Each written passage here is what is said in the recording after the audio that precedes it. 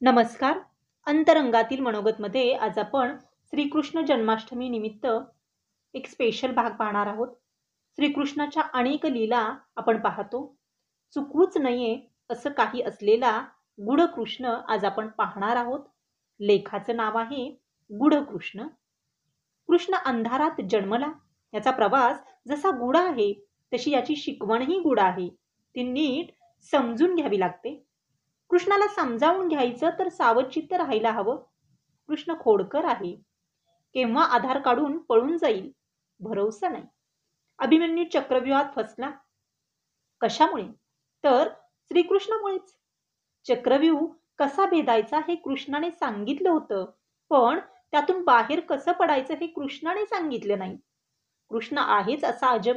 आपल्याला फसवतो, गंमत बघतो, फुकटात काही देत नाही. अर्धा मार्ग दाखवतो, रस्ता थोडासा उघडतो, पण पोहोचायचे कष्ट आपल्यालाच घ्यायला लावतो. मोफत काही नाही.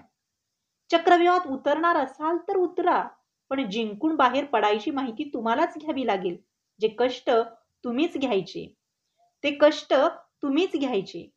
चक्रव्यूहातून श्रीकृष्ण अलगद उचलून बाहेर काढत नाही. काढू शकतो, पण काढत नाही. फार चलाख आहे. चालू आहे असंच म्हणा हवं तर. चक्रव्यूहात सोडतो आणि गंमत बघतो. सुटायचं तर तुमच्या बळावर सुटा, नाहीतर फसलात. फसल्यावर त्याच्याकडे अपेक्षेनं पाहत बसाल तर फक्त सौम्य हसतो. फार अर्थ आहे या हसण्यामागे. तो फक्त एक नाजूक स्मितहास्य करून सांगतो, जे करायचे ते स्वतःच्या बळावर करा. शिकून घ्या, समजून घ्या, आत्मसात करा. तो सांगतो, जे करायचे ते स्वतःच्या बळावर करा. शिकून घ्या, समजून घ्या, आत्मसात करा. अर्जुनाला असंच अडकवलं. आपलं सैन्य दुर्योधनाला दिलं आणि स्वतः एकटाच अर्जुनाच्या पक्षात आला. ज्यामुळे दुर्योधनाला पक्के कळले की अर्जुन जिंकणार नाही, पांडव जिंकणार नाही. युद्धाचा निकाल तिथेच लागला होता. श्रीकृष्ण न धरी शस्त्र करी मी गोष्टी सांगेन युक्तीच्या चार, अशी शपथ घेऊन रथावर चढला. काम केलं फक्त रथ हाकण्याचं. अर्जुनही घाबरला. साक्षात महायोद्धा कृष्ण रथावर सोबतीला होता, पण निशस्त्र. वरून अर्जुनाला ताकीद दिली की तुझं धनुष्य तू उचल आणि लढ. लढत असशील तर मी रथ चालवीन, दिशा दाखवीन.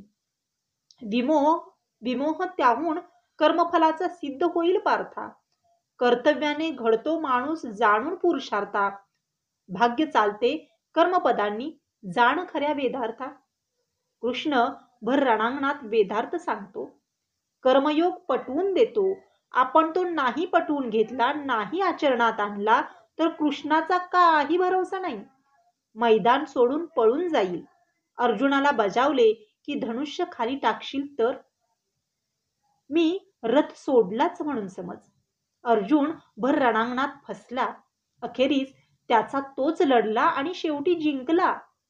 अर्जुनामध्ये जिंकण्याची क्षमता आहे, कृष्णाला हे पक्के ठाऊक होते. आपल्यातही ही क्षमता असते, पण आपण आत्मविश्वास गमावून बसतो. कोणीतरी मदत करेल ही अपेक्षा ठेवतो. आपली लढाई दुसऱ्याने लढून द्यावी असे वाटते. अशा वेळी कृष्ण मदत करत नाही. आपली लढाई आपल्यालाच लढायला लावतो.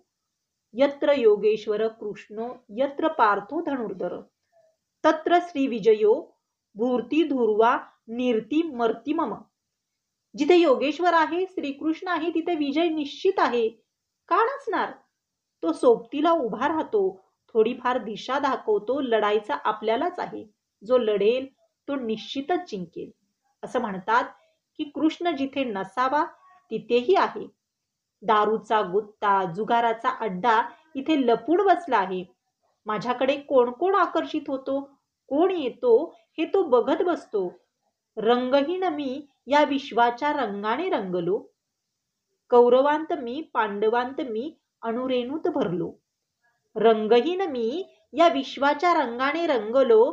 कौरवांत मी, पांडवांत मी, अणुरेणूत भरलो.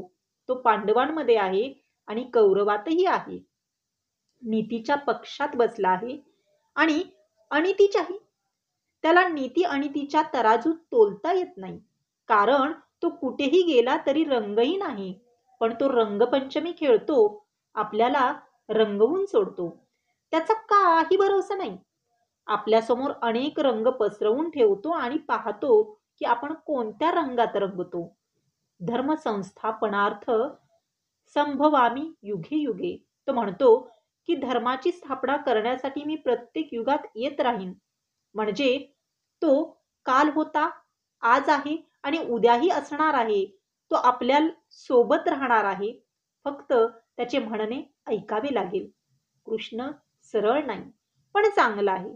समजून घेतलं तर फारच उपयोगाचं आहे.